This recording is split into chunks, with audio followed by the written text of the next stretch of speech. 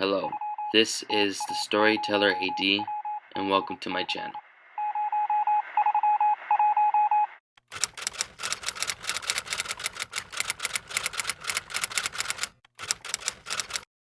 The Forest Sprites.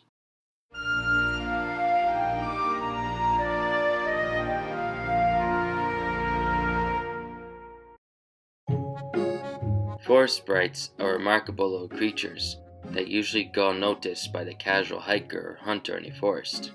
Unless someone has sharp eyesight and pays close attention to their surroundings, they might just catch glimpses of those beings as they run through the grass or jump from branch to branch in the trees. They are no more than the size of your thumb, being dressed in medieval-like clothing. They have delicate facial features, bright eyes and pointed ears, with a constant merry face that never seems to cease. I have had the privilege to befriend them. How did this come to be, you might ask? Then let me explain. Since my youth, I had always loved the peaceful forests and quaint countrysides over the rambunctious cities that seemed to lack any natural warmth. So it was a great joy for me to find a cottage nestled right next to an expansive forest with not many people round about, which made it a perfect place to live. One day, while I went out back to grab some firewood, my ears had picked up labored breathing of something small somewhere next to the woodpile. I began to investigate, to which I found a young male sprite. I was surprised to find such a thing at first, not believing my eyes. The sprite was holding onto a piece of cloth to his lower abdomen to stop the bleeding. Despite this, he pulled out his tiny sword, which looked nothing more than a metal toothpick, to defend himself. Though he gave his best effort, he fainted. I took pity on the sprite and gingerly picked him up. I brought him inside my cottage and began the process of nursing him back to health. Over the next several days, the sprite warmed up to me and began to tell me what had happened. The sprite's name was Liaison Twigs. He served as a warrior for his people of Silva, a little forest kingdom about 2 miles away from my home. Liaison was the only survivor of a party that was on a hunt to slay a dreaded beast known as a wifflebark, a nasty little wingless dragon, about 3 feet in length and a foot in height. Its skin is brown and rough like tree bark, with vicious claws and sharp teeth. The wifflebark had been terrorizing his people for over a month now. No one had succeeded yet to kill it. Poor Liaison. He lamented how he had failed to kill the wifflebark and began to lose hope on defeating it at all. I did my best to encourage him, however, Liaison didn't seem to be receptive. Then on a whim, to his surprise, I offered him my help to hunt down the dragon. At first he was hesitant, but eventually he accepted my help.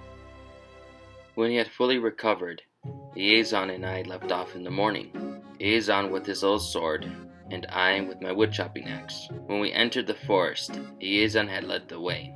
He passed over small streams and went over a couple of hills until he told me to stop. He then forged on ahead a bit until he was out of sight. It was a couple of minutes until he returned with a sizable group of other warrior sprites armed with spears, bows, and swords. Liaison had told me that the wifflebark had been spotted 2 miles away due west.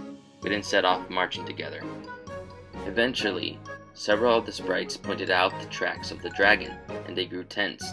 I also grew nervous because I didn't know what to expect. We quickly formulated a plan where the sprites would flush the dragon out and lure him to me so I may hack at him with my axe.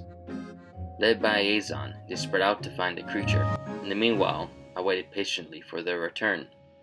After several painstaking minutes, I then heard the crunching of the twigs in the distance and a small toot of a tiny horn. I readied myself. The sprites began to appear.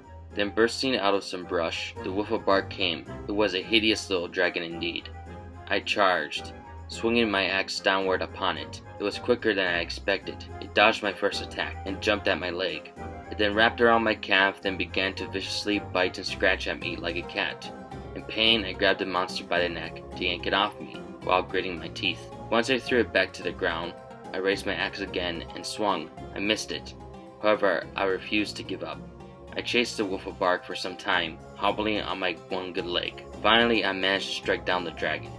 While it was stunned, I followed up with more strikes until I killed it. The sprites cheered in victory that the monster had been slain. While holding the dead dragon by the tail, I hobbled along with the sprites back to their kingdom. We were met with great fanfare and cheering crowds that were happy at the defeat of the Wifflebark. While they took the dead dragon away to salvage it, I decided to stay on the outskirts of the kingdom in fear I might accidentally step on someone. While I was being treated by Azon and some nurses for my wounds, I had observed that their tiny dwellings were built into the ground or high in the trees. I had marveled at how well hidden they were. Eventually, the king and queen came forth to visit me before I left for home.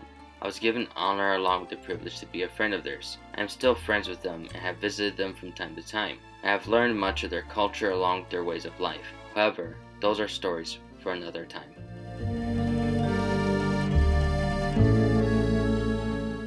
Thank you for watching.